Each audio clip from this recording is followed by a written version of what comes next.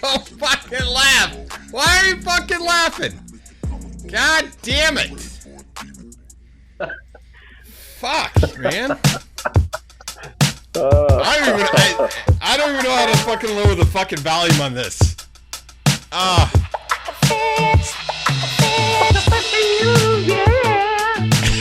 This is royalty-free rap music, yeah. How do you fucking lower the ollie? That's the open. Car is driving and no one is driving itself, folks. Here we go.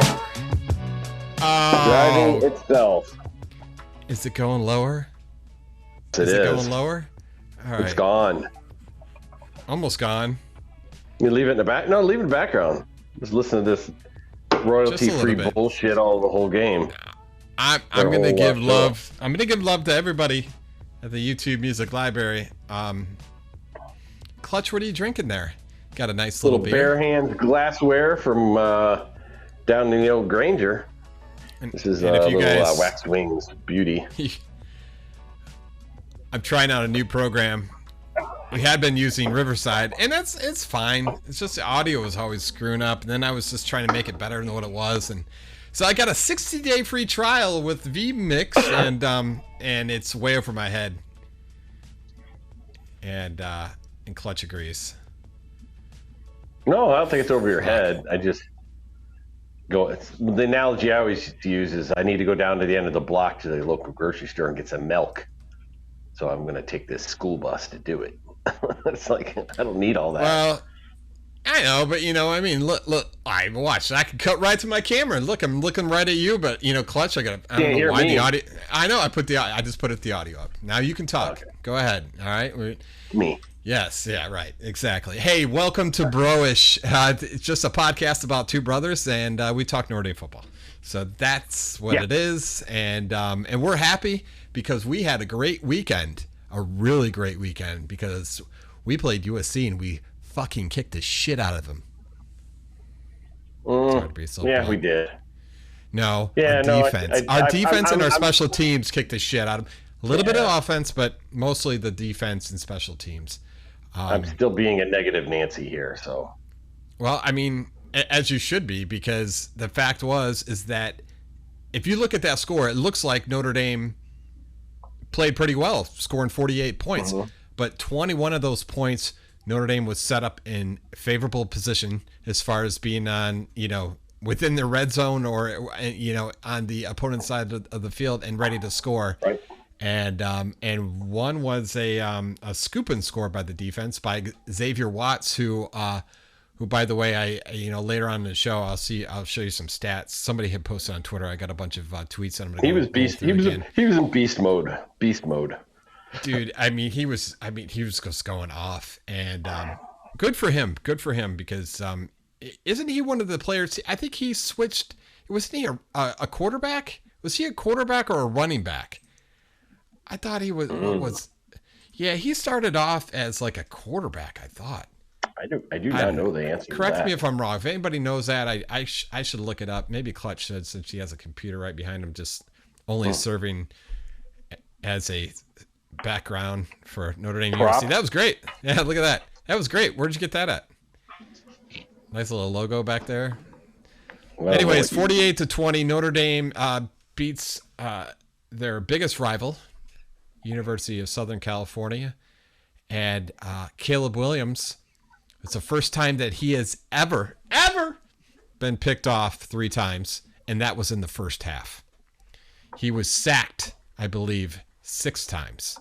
I have some stats I can run through, I think, on some of these tweets, and let you know. But Clutch, what do you think about the overall performance of the offense?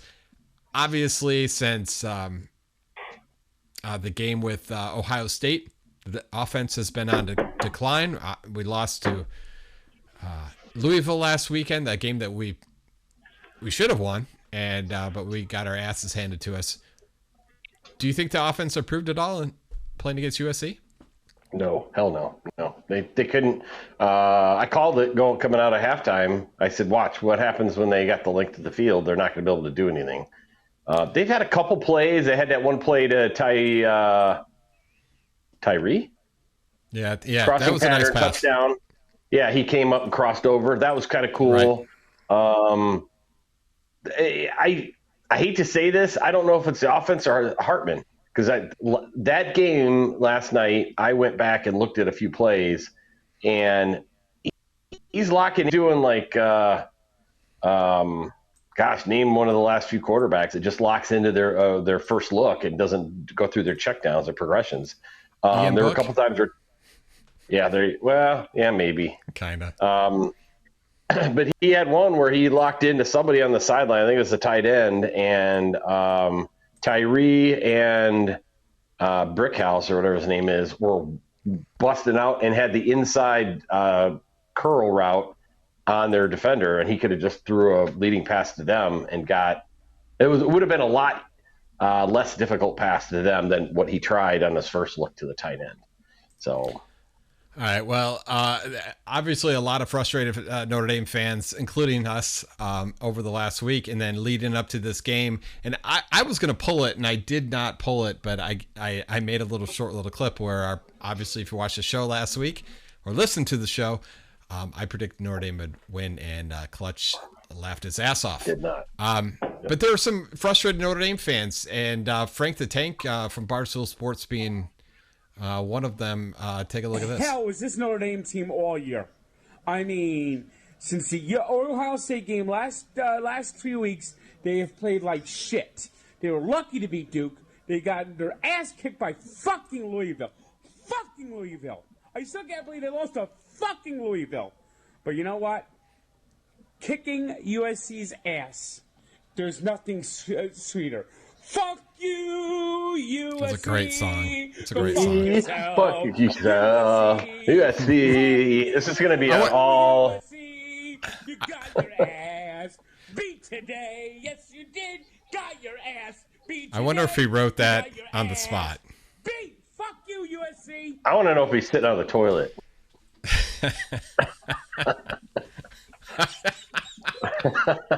I can't tell. Looks like he's in the bathroom.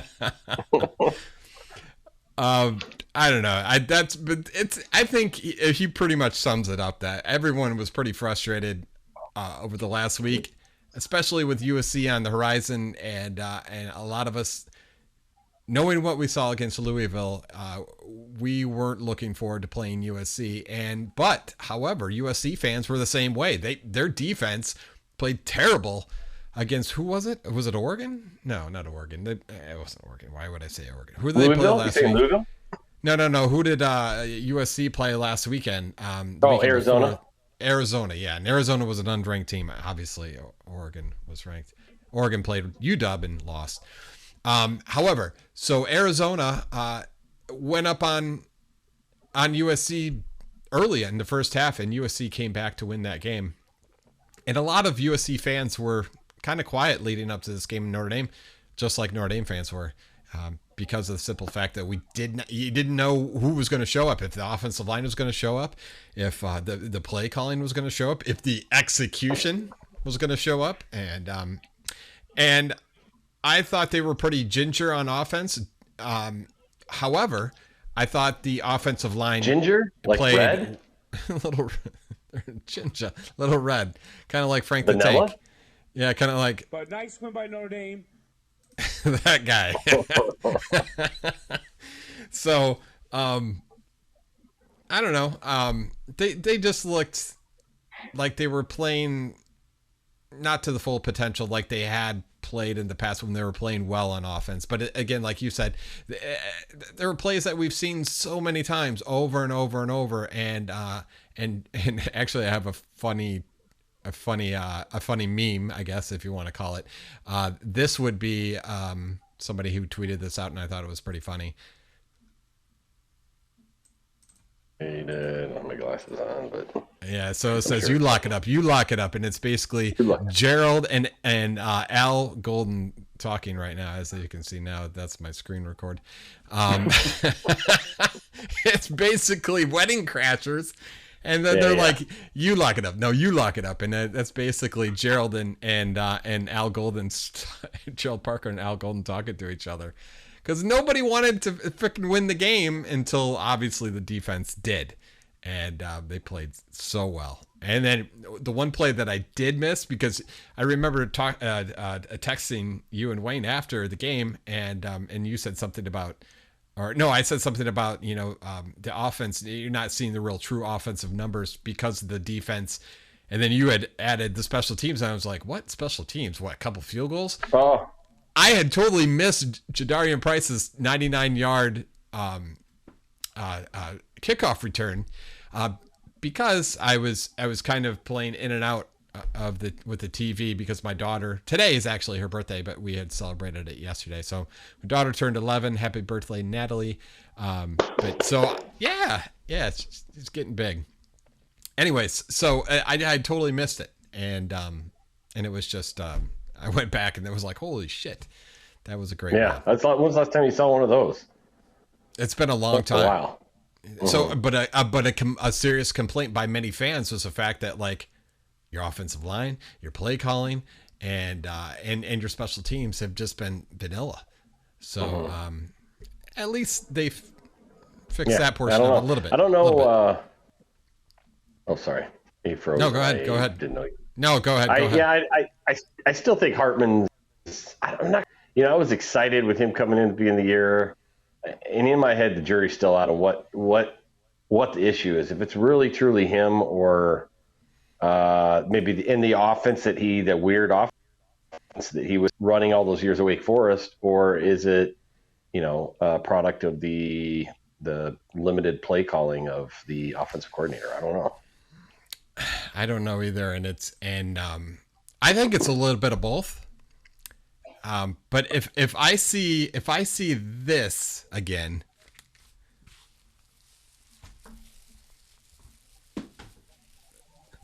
this is all we're seeing.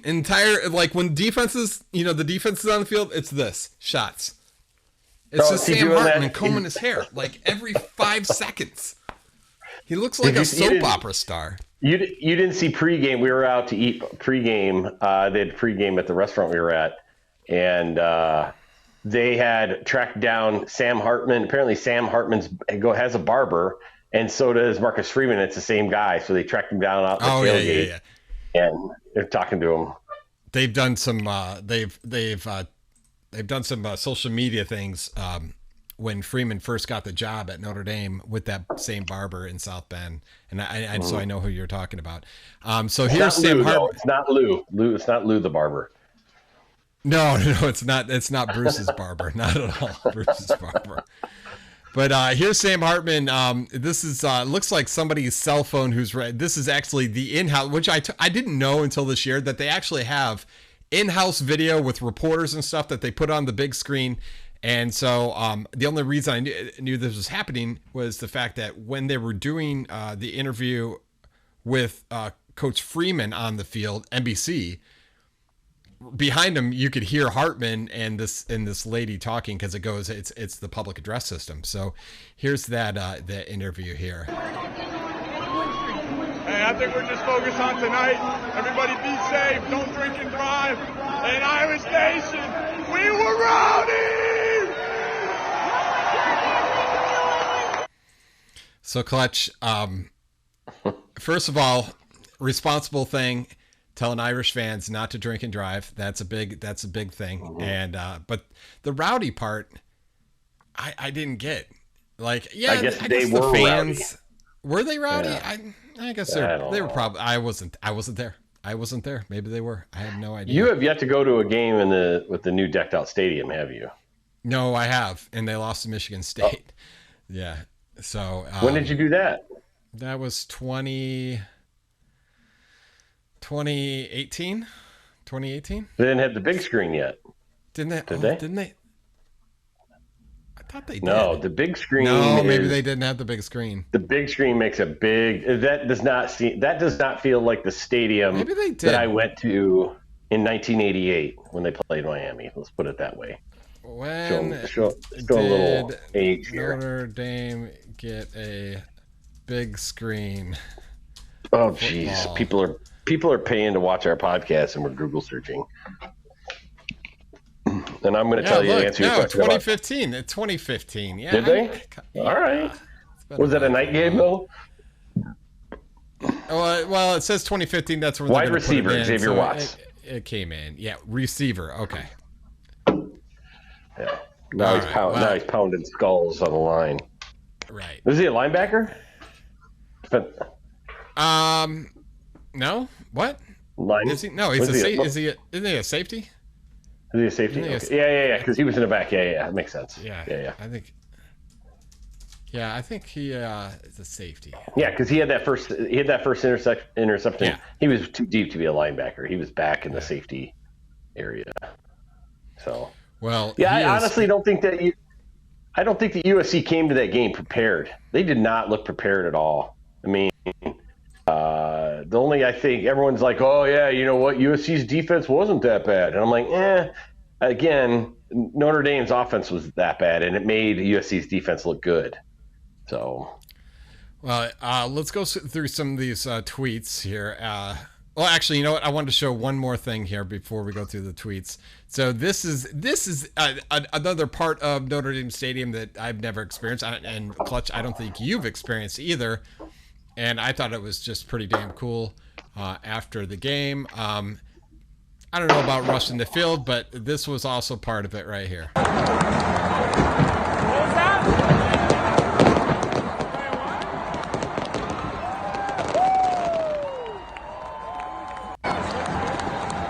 That's pretty cool. Yeah, that's cool. Now that they've taken over that whole part of South Bend, you don't have to worry about the old people getting pissed that they're being kept up at night because bullshit. Remember back in the day when Notre Dame didn't even have fucking lights to do a night game, and now they're doing fireworks at what time was it? 10:30. Oh yeah, 11. I mean, yeah.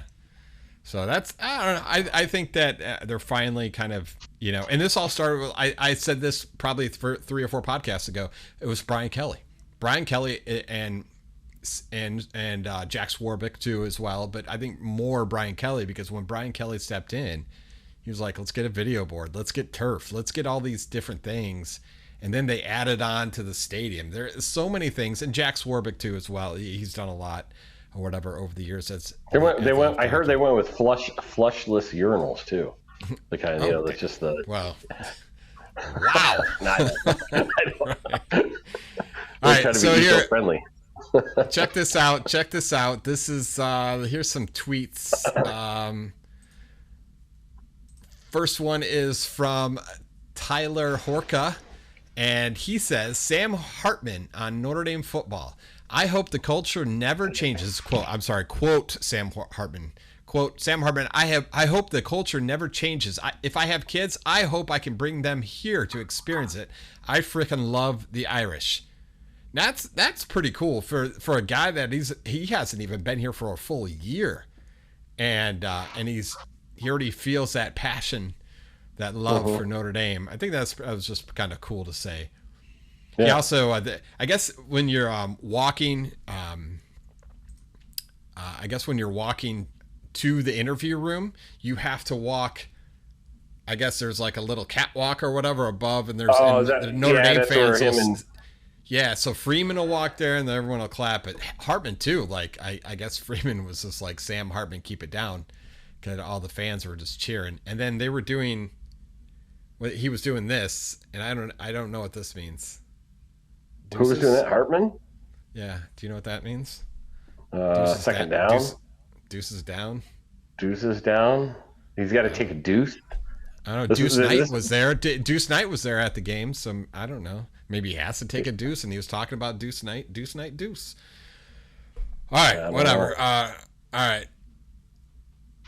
Let's get to the next one. Here we go. Malik Zaire, the old lefty, lucky lefty or whatever from Notre Dame, left-hand quarterback. Hartman is a byproduct of the offense having a good day as a unit, but standalone, he is not tipping the scales for us on a championship level, but we like what Sam does for us. I agree. Malik is not. He'll say how it is. I like that. He's not a Rocket Ishmael homer where everything's peachy keen. So he's basically saying, look, a lot of people, put him up on a pedestal early on, and now he's kind of settling into maybe the quarterback we know, but he's still a decent leader. I don't know if he's this quarterback everyone really thought he was. Maybe not. I mean, I liked him in the first few games, but that was against a lesser opponent. All right, here, let's take a look at this. All right, this is by a tweet by Red5 Standing By. Sam Hartman is now apparently the mayor of Louisville. How, dude? Seriously? What? I don't get it. I don't either. I think it's just because at the end of the game and they were interviewing, I just think people still put him up on this pedestal and say Sam Hartman, but he's nowhere near the level of talent. I think like a Caleb Williams. Caleb Williams is good, but what Notre Dame did defensively kept him in check. But he's a damn good quarterback. Let's take a look at the next two. Yeah, Caleb Williams is Caleb Williams. I honestly don't think he's that good of a quarterback. Really? No, because I just think the hype train happens in the Heisman race when your team's doing pretty good and you're a dynamic player. I think that he could throw the ball, and when he's got some good receivers, which I don't think he has this year, he's decent. But you saw how many he hit those 3 interceptions, and what's dynamic about him that makes him, like eye candy for the Heisman voters is he is dynamic to get around in the pocket, and that won't happen in the NFL. He will get his ass snapped.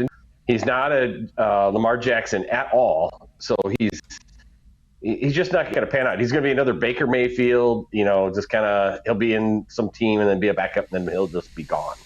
Baker's a starter right now. Yeah, and so Mayfield.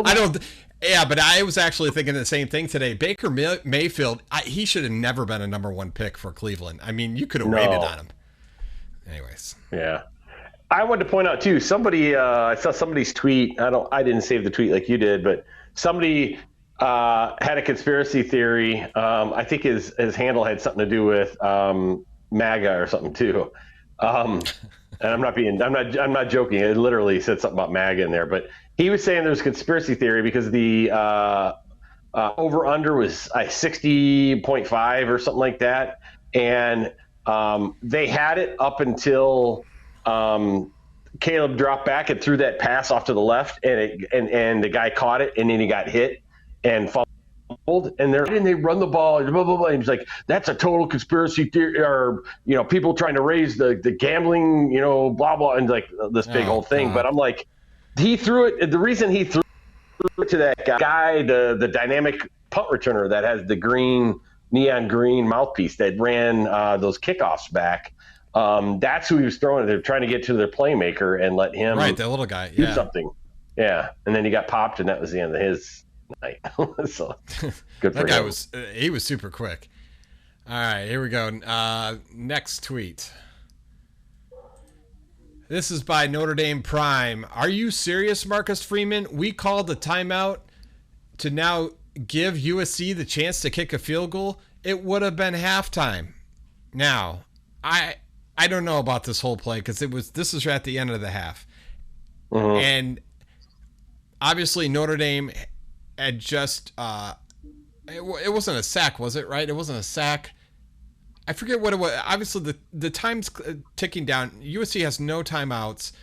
Notre Dame makes a good play and for negative yards against USC, and 3 Notre Dame's players keep walking upfield. Oh, yeah, keep walking upfield. Freeman starts going nuts, and they quickly set the ball, and USC, spikes it or whatever, but obviously Notre Dame's offsides, and the flag's thrown. However, it turns out that Marcus Freeman called timeout. Good move or bad move? Good move, because if he would have called a timeout, it would have been a penalty. The clock would have stopped anyways. So the guy that's bitching in Twitter, has no bearing. It makes no sense. And then they would have moved him closer anyways. So, yeah, I mean, you were screwed either way. Right, I agree. The players need to have their head on straight. Let me ask you a counterpoint. Sure. That's kind of similar. End of the game, 48 points. There was a little bit more time on the clock. I don't know about anybody else, but it's USC. Keep the ball, go down, kick a field goal, because I'll tell you right now, 51 sounds a lot bigger victory than 48. Well, and before they scored that scoop and score touchdown by Xavier Watts, they had a chance to go. I think what was it? Was it 4th and 2? Was it a 4th and 3 or something like that? And they were on like the 4-yard line. I'm trying to remember, and I wish they would have field goal. And I texted you guys. I'm like, I wish they would have like practiced like a bush push with Estime, and somehow gotten the first down with a bush push. Just, I don't know, whatever. They didn't. It didn't matter. Or get in there and do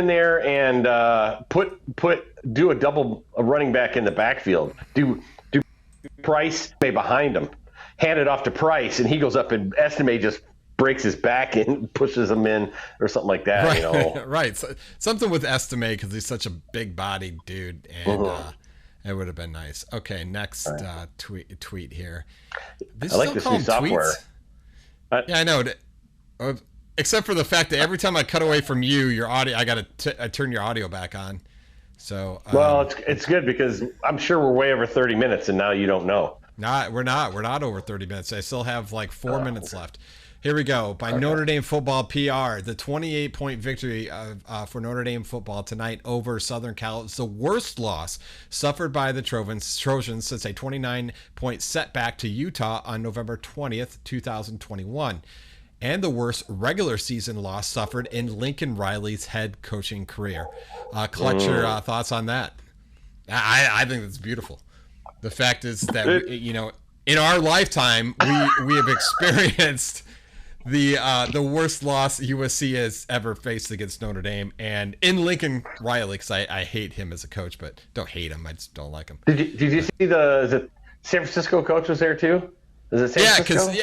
That was one of the coaches. Remember when we were looking for a coach? We were thinking Arizona because they were going to fire him, and he ends up getting hired by, what is he, like is he a coordinator? I don't even know what he is. He's a head coach. No, it wasn't San Francisco. Assistant head. No, it wasn't San Francisco. No, it was Arizona. Arizona's. Cardinals. Yep. There you go. Yeah. He was standing behind him like during. Right. They said there were going to be a lot of. I'm thinking. Never mind. Scratch that. Delete that part out, because I had a brain fart. I don't know. I think that was good that that they did that. I'm still not very happy about the whole offense and how they're playing. So I don't know.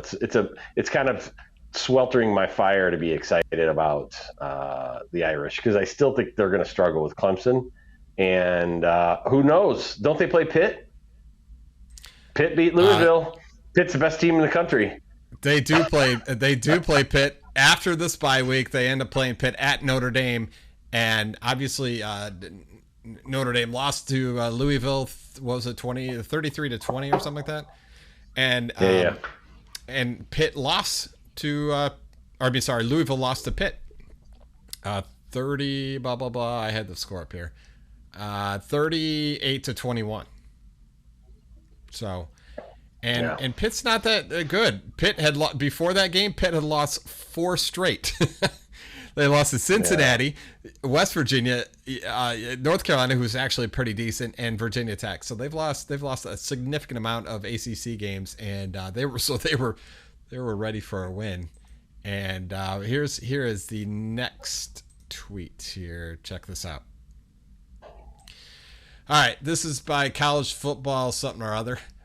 This win for Notre Dame says a lot about how resilient they are. This is their 4th straight week with a ranked opponent and their 8th straight week of football with no byes.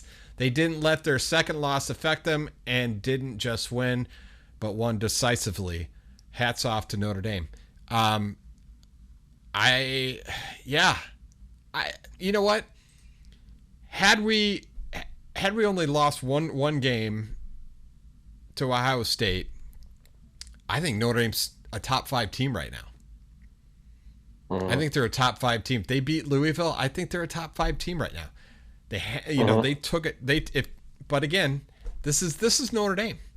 They do these things where one part of the team decides not to show up for 2 weeks straight or 3 weeks straight, like the offensive line or the coaches. And they're still. I think the coaches are very green as well. They're not ginger. They're green, and so I don't know. Yeah, it's ebb and flows. We've always been kind of experiencing that, even with Kelly, where he would come out of the gate kicking everybody's ass, and then even Holtz had a couple of years like that where they went undefeated, and then right at the end of the year they get lost to Boston College. It happens sometimes. I think it's just the nature of college football, but this year's definitely weird because you're right. The different sides of the ball, defensive and offensive and special teams, who's going to show up this week, so. All right, we're at 30 minutes right now, but we're going to keep going because I feel this podcast is getting stronger by every second.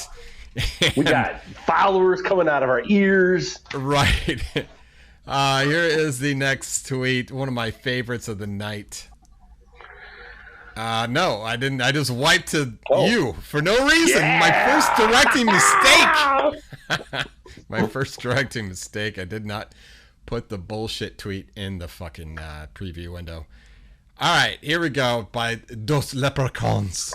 Paint that on your fingers, princess. I don't know what he wants to paint that. Yeah, paint that on your fingers, yeah. Because they said F-U-N-D last year, yeah. Yeah, because Caleb Williams likes to paint his fingernails. And I'm surprised him up with any jokes about Wendy's, he's carrying a Heisman made of like Wendy's singles or something. I don't know. He's making so much money, man. He just lives in LA and makes tons of money off NIL. All right, am I done? Is he from LA originally? Oh, that's not my expertise. All right, let's move on then. That's fine. All right, I can look real quick. Don't Google that; it'll fuck up your searching forever. You'll have USC results all the time. Don't do that. All right. It's like surfing for animal porn. You don't want to. Yeah, don't do that. Yeah. Well, he actually played for Oklahoma. Remember that he's a transfer, so he transferred. Yeah, that's what I wondered. Portal. Yeah, so he's actually from DC. Oh, what? Yeah. That's not an exact old. Is that maybe they do. I didn't think that'd be a big high school football powerhouse over there, the DC area. All right, last and final tweet. Sam Harton holding the golden shillelagh. Is that the golden shillelagh? So what do they the jewel shillelagh? Which one? Now what's different? Isn't that the Navy one? He's been carrying that all season, right? What do they get for the Navy one, or what do they? No, is that what they get for the USC? I don't know. That one's made out of the root of a Irish shellac tree, and the other one's made out of a root from an oak. I don't know. All right, that's not my area of expertise. Yeah, I don't. Some wise one time. It's not my area of expertise. That is a bejeweled shillelagh, though, I believe. Whatever, and I think so too. And I'm out of things to show us, to wipe to. No more video, no more anything. So basically, all we have left to do here in the podcast is talk about what we'd like to see after the bye week against Pittsburgh. We're still gonna have a show. We're still gonna have a show talking about previewing Pittsburgh and talking about how Notre Dame can can get through the rest of the season maybe unscathed. And I said this probably last week. The fact that they have 2 losses will not take Notre Dame out of the conversation about the playoffs. Somehow, some way, teams will lose. Notre Dame will find themselves back into the top 10 and maybe the top 5. I mean, that's kind of, I don't know. I think they've played all their top games except for Clemson. So I think they will get back into the top 10. The conversation will happen, but Notre Dame will not make it into the playoffs. Got to wait until next year when the playoffs expand to 12. But we got to ask Alexa what, or at least tell Alexa to remember something so we can. So Alexa, move on with this show. Get some rest in this bye week on my shopping list. Get some rest in this bye week added to shopping list. There we go. If that wasn't right, just say, Alexa, remove that. It was right, Alexa. All right. I don't know. So who do they got left? Pitt, Clemson.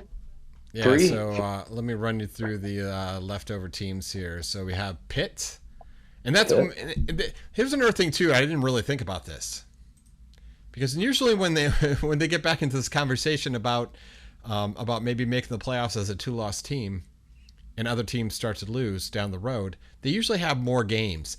Well, Notre Dame has already played 8 of their games. They only have 4 games left, so they have Pitt and Clemson, Wake Forest, and Stanford, and that's not really a great lineup to try to get yourself back into the playoff conversation at all. At all. No. So they won't make the playoffs. We know that. They might not even make the conversation. So maybe shut the fuck up, Mannix. Hey, we didn't talk about the rankings. What are they ranked? 15th. So they jumped up to 15th in AP. I don't know what in the coaches poll. I didn't see what they were ranked. What did USC fall to? USC fell to. I called yesterday, but I said USC would go 16. They're 18th. So okay. And then where's LSU? Just out of curiosity, I'm eyeballing that LSU Notre Dame matchup in a bowl game. Oh, that's a good question as well, and I can look that up, and it's going to take a little bit longer. I don't want to see that because I think LSU will whoop their butt. Kelly will outcoach Freeman. LSU is ranked behind USC by 19th. Okay. So. Yeah, it's not looking good. That looks like it may be, unless LSU chokes on another game, which they've got they probably got a tougher schedule in front of them than Notre Dame does. They probably have 5 games. And they probably have some big SEC teams to play. So I don't want to see that. I do not want Kelly to beat Notre Dame in a bowl. That will happen. Kelly will outcoach Freeman. I guarantee that. Well, time is slipping away on us. Start up that royalty-free song. Slipping away. That's the name of the song. Slipping away. Time is slipping away from us. We are way over. And the song's done. So we're going to go right to the show close. Hey, guess what? I'll tell you right now. You know what happened? Someone saved Notre Dame last week. Thanks. I'll have to use that button next year as well when we're in dire straits. Clutch, thanks again. We'll see you next week on the bye week. Everyone, have a great and productive week. What the hell did I just do?